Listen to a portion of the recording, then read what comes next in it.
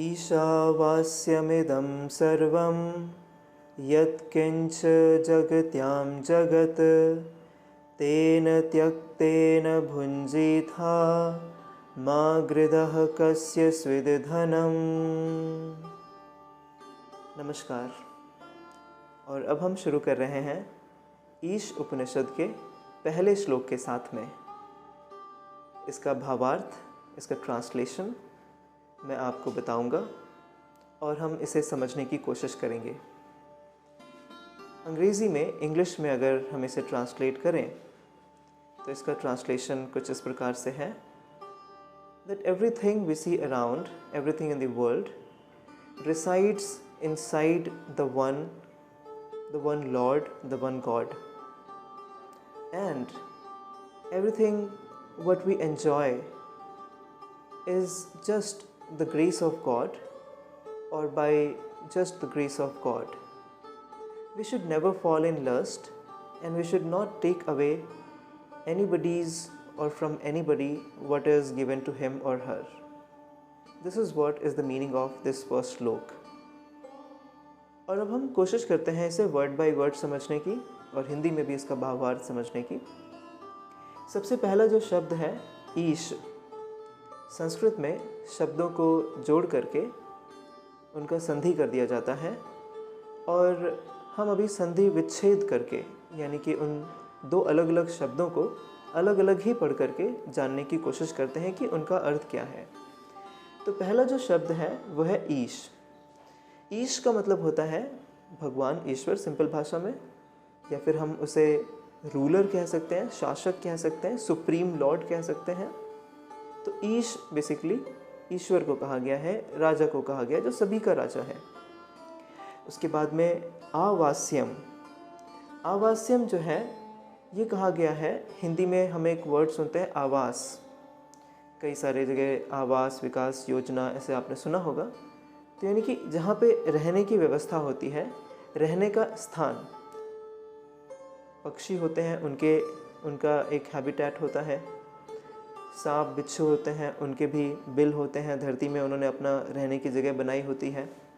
तो यहाँ पे कहा गया है कि ये जो रूलर है, ये जो सुप्रीम है, ये सभी का निवास स्थान है।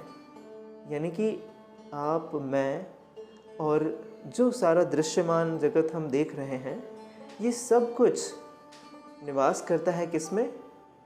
इस सुप्रीम रूलर के अंदर।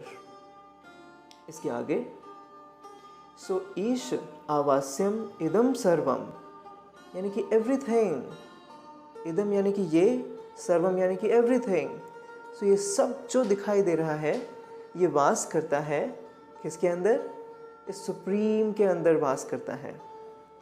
आगे यत् किम च जगत्याम जगत, कि इस पूरे के पूरे जगत में, इस पूरे के पूरे जगत में जो चर है, जो अचर है, जो लिविंग है, जो नॉन लिविंग है, ये सब कुछ इसी के अंदर वास करता है। तेन त्यक्तेन भुञ्जीथा। तेन मतलब बाय दैट, उसके द्वारा। त्यक्तेन यानी कि सरेंडर्ड। भुञ्जीथा, भुञ्जीथा यानी कि एंजॉय करना, आनंद लेना, एक्सपीरियंस करना। तो तेन त्यक्तेन भुञ्जीथा मा गृधः, कि आप ये जो पूरी रचना है इसे एंजॉय करें, इसका एक्सपीरियंस लें। पर क्या कहा गया है? माँ गृधः। माँ यानी कि नहीं, गृधः मतलब लस्ट, लालच। माँ गृधः कस्य स्विद् धनम। कस्य स्विद् का मतलब होता है कस्य, किसी और का। कस्य स्विद् मतलब किसी और का, एनीबडी एल्सेस धनम। तो किसी और की वस्तु पर आपको लस्ट नहीं करना है, यानी कि मन में विचार भी नहीं लाने हैं कि किसी और की वस्तु को आप अपने उपयोग में लाएंगे या उसे छीन लेंगे या उसका हरण कर लेंगे।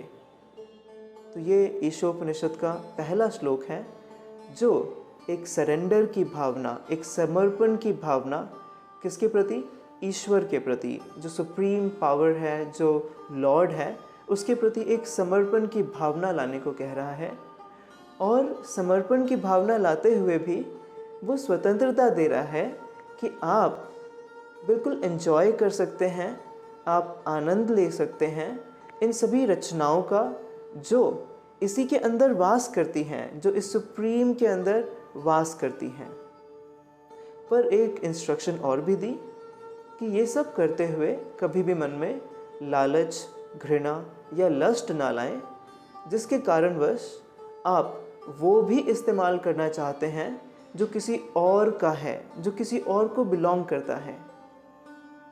मैं समझता हूँ ये व्याख्या आपको समझ आई होगी और आपके मन में कोई भी प्रश्न उत्पन्न हो रहे हैं, आप उन्हें चैट बॉक्स में, आप उन्हें कमेंट सेक्शन में लिख सकते हैं। हम अवश्य कोशिश करेंगे कि आपके प्रश्नों के जो जवाब हैं, जो उत्तर हैं, उन्हें जल्द से जल्द ला पाएँ। धन्यवाद। नमस्कार।